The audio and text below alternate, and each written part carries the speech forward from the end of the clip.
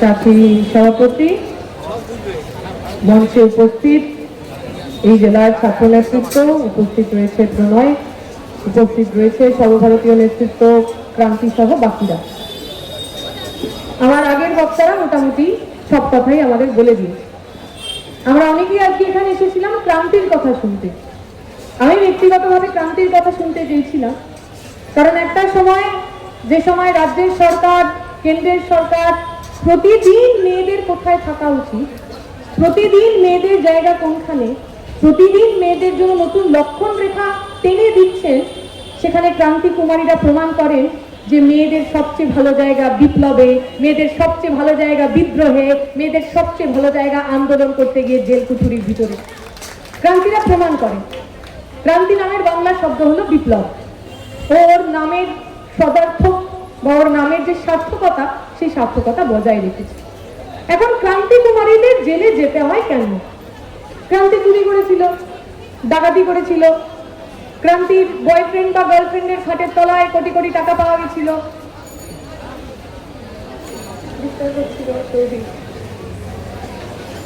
ক্রান্তি বিভিন্ন ধরনের দুর্নীতি, বিভিন্ন ধরনের অন্যায় অত্যাচারের সঙ্গে যুক্ত ছিল, তাই ক্রান্তি জেলে গেছিল, এমন তো নয়। ক্রান্তির একটা নতুন কলেজের ডিমান্ড করছে। বিহারের কথা আমরা সবাই জানি, স্বাস্থ্য শিক্ষায় পিছিয়ে পড়া। এখন পিছিয়ে পড়া বিহারে একটা কলেজের দাবি করা, সেটা তাকে নকশালি বানিয়ে দেয়, সেটা তাকে টেররিস্ট বানিয়ে দেয়। যে রাজ্যের ছেলেমেয়েরা পড়াশোনার জন্য, কাজের জন্য প্রতিদিন বাইরে যেতে বাধ্য হয়, এমন একটা রাজ্যে একটা কলেজের দাবি করা পাপ, অপরাধ, তার জন্য জেলে যেতে হবে, তার জন্য অ্যারেস্টেড হতে হবে। এবং ভিডিও দেখেছেন আপনারা, ক্রান্তির মতো আরো বাকি যারা অল্প বয়সী মেয়ে রয়েছেন, তাতে পুরুষ রয়েছেন, তাদের যেভাবে টেনে হিচড়ে তাদের প্রিজন ভ্যানের মধ্যে ঢোকানো হচ্ছিল, মনে হচ্ছিল এরা কোনো বড় ক্রিমিনাল।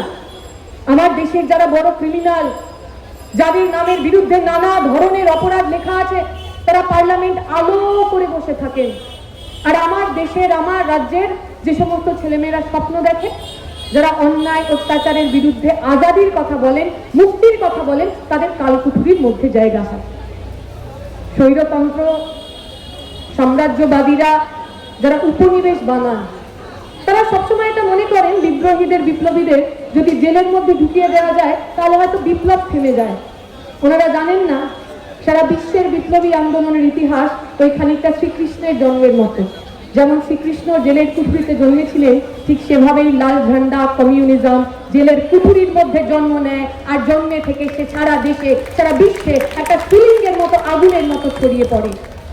আমাদের হিমাচল প্রদেশের একজন নেতা ছিলেন, গত নির্বাচনের আগের নির্বাচনে আমাদের একমাত্র এমএলএ ছিলেন comrade Rakesh Sinha. Comrade Rakesh Sinha privilege পরিবারের অংশ। কমরেড রাকেশ সিংহা বড়লোক পরিবারের ছেলে। কমরেড রাকেশ সিংহা প্রথমবার ছাত্র আন্দোলন করতে গিয়ে জেলের মধ্যে ঢুকেছিলেন। এসএফআই করা রাকেশ সিংহা কমিউনিস্ট ছিলেন না।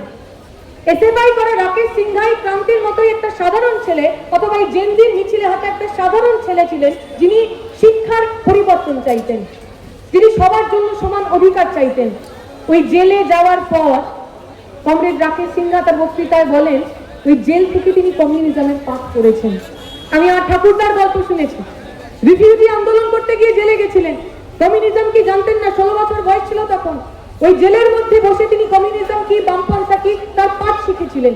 যুগে যুগে, দেশে দেশে, কালে কালে বামপন্থীরা ইস্পাত শানিত হয়ে জেলের মধ্যে থেকে বেরিয়ে এসেছে, আর আপনাদের সবার সামনে এসে তারা স্লোগান দিয়েছে, জেল কে তালে টুট গয়ে हमारे कॉमरेड टूट गए, जेल के ताले कच्चे थे हमारे कॉमरेड सच्चे थे।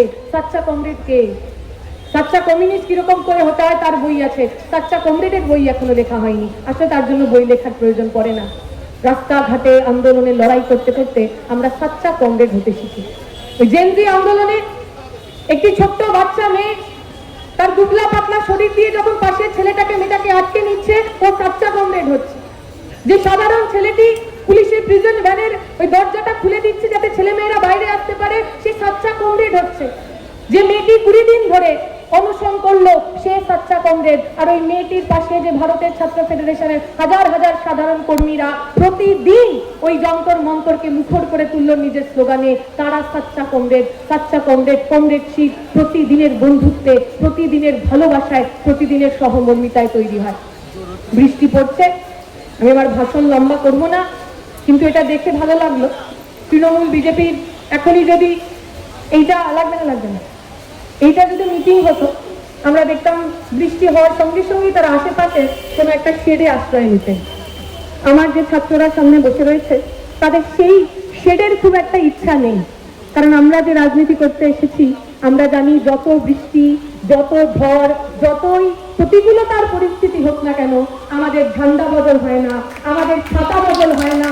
এই খোলা মাঠে দাঁড়িয়ে, এই খোলা আকাশের নিচে দাঁড়িয়ে, বৃষ্টিতে ভিজে, রোদে পুড়ে আমরা প্রতিদিন সাচ্চা কমরেড তৈরি হই। আমি কথা দীর্ঘায়িত করবো না।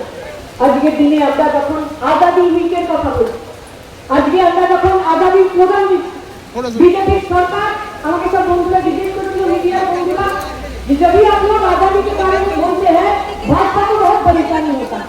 আমরা বলছি যাদের আজীবন গুলামি করে কেটে গেল, আজাদিতে তাদের সমস্যা হওয়াটাই স্বাভাবিক। ওদের গুলামির বিরুদ্ধে আমাদের আজাদি, ব্রিটিশের পাঁচ টাকা দালালদের বিরুদ্ধে আমাদের আজাদি। আমরা এই আজাদির কথা বলেছি আজাদির জন্য, যে গরিব ছেলেটা, যে কৃষক ছেলেটা, যে শ্রমিক ছেলেটা স্কুলে পড়তে যেতে পারে না, কারণ আমার সরকারি স্কুলগুলো বন্ধ হয়ে যায়। আমরা যখন মুক্তি চাইছি, আজাদি চাইছি, আমরা সেই ছেলেটা মেয়েটার স্বপ্নে, তার স্বপ্ন দেখার মুক্তি আজাদির কথা বলছি। যে মেয়েটা আজকেও শুধু মেয়ে বলে প্রতিদিন নির্যাতিত হয়, তার মাথায় উঁচু করে বাঁচার আজাদি চাইছি। আজকে যখন আমার দেশকে প্রতিদিন লুট করে নেওয়ার পরিকল্পনা চলছে, আমরা সেই লুটেরাদের কাছ থেকে আজাদি চাইছি। আমাদের আজাদি চন্দ্রশেখর আজাদ রাখি হয়ে গেছে। চন্দ্রশেখর আজাদ, বিপ্লবী চন্দ্রশেখর আজাদ, শহীদ চন্দ্রশেখর আজাদ নিজের পদবি বদলে দিয়েছিলেন।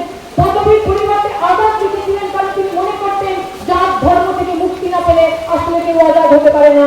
আমাদের আজাদি ব্রিটিশের ভয়, বিজেপির ভয়, শ্যামাপ্রসাদের ভয়, ওই নেতাজি সুভাষচন্দ্র বসুর আজাদ হিন্দ ফৌজ থেকে এসেছে।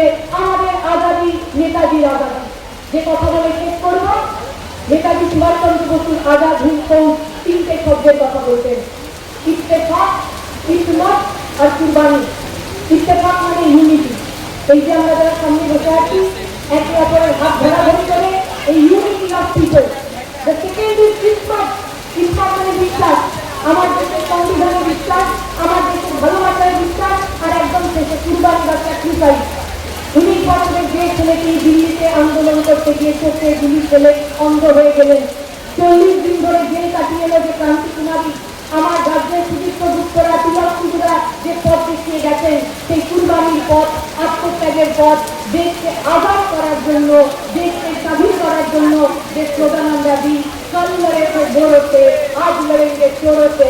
এই গোরাদের যারা দালাল ছিলেন, ব্রিটিশের যারা দালাল ছিলেন, আর আজকে যারা চুরি বাড়ি দুর্নীতি করে আমার দেশটাকে বিক্রি করার চেষ্টা করছেন, তাদের বিরুদ্ধে আজাদি ছিল। আজাদির কোনো সপ্তাহ হয় না বামপন্থীদের জন্য।